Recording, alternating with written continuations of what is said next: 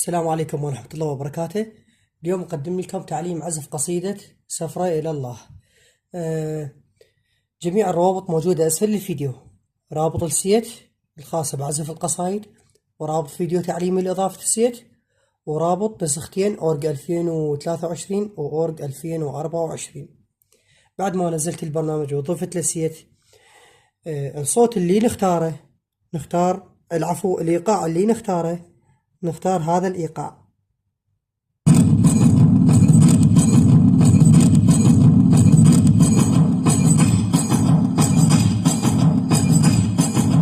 إذا سمعتوا هذا الإيقاع اللي نختاره.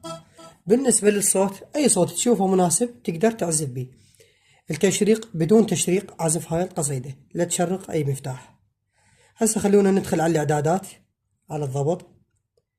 لوحة المفاتيح هاي هنا مكتوبة عدد من المفاتيح، تخليه على رقم 12 مثل ما أنا مسوي. هنا مكتوب مفتاح البداية، تخليه على آخر وحدة. هذا حرف البي اللي جاي تشوفونه. إذا تريد تطلع إلى حرف مكتوب عرض توضيح للمفاتيح، هنا دو ري مي، تخلي على ثالث وحدة إذا تريد تطلع إلى حرف. هسه نخرج من الإعدادات، راح يصير هيجي نفس اللي موجود عندي بالنسبة للمفاتيح، ومثل ما قلت هذا الإيقاع.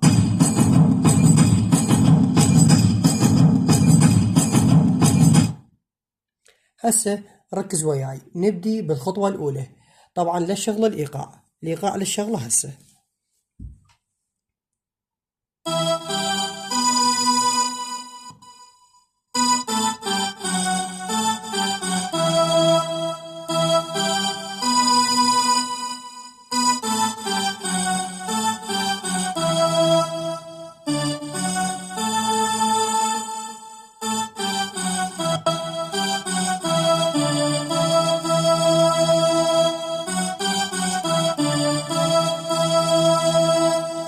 هاي الخطوة الأولى من يقول إلى الله سفرة إلى الله، هنا لا تشغل الإيقاع.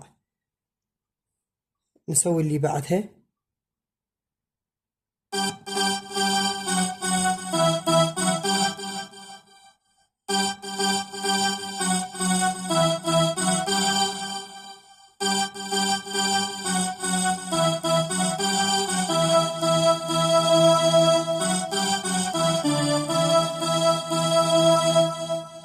هاي من يقول كربلاء حسين ضجت وهيك، إذا سامعينها. أعيدها من جديد هاي الخطوة.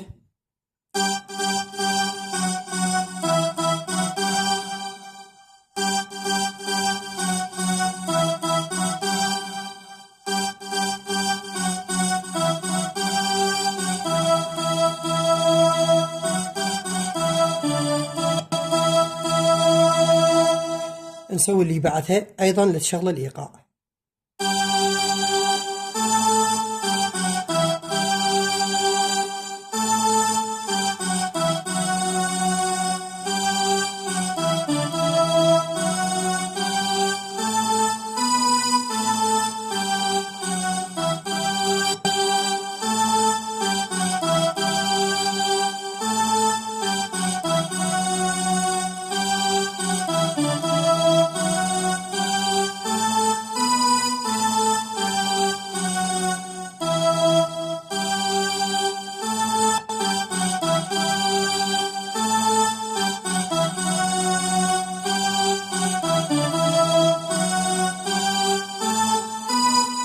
من نوصل هنا لهاي لهذا المفتاح، نشغل الإيقاع ونسوي هيك.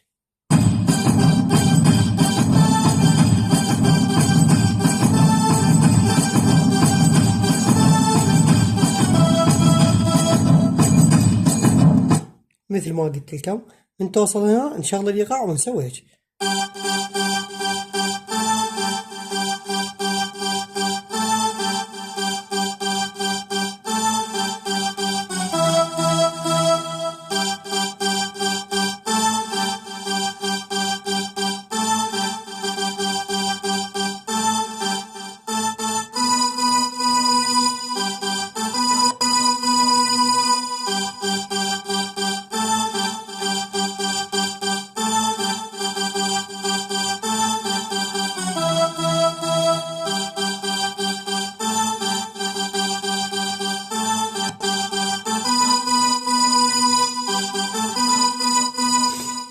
هسه راح اعزف هاي الخطوة ويا الايقاع وشوفوا شلون.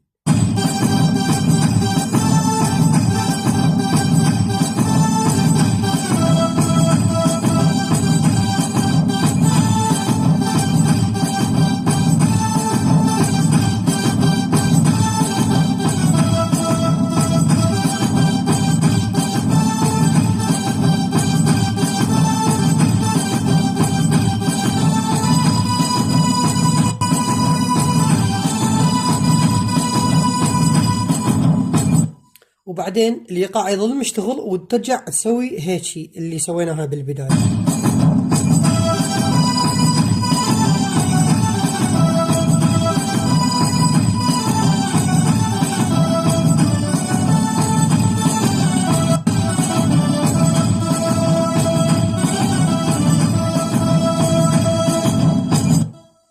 إن شاء الله يكون الفيديو واضح للجميع. والسلام عليكم ورحمة الله وبركاته.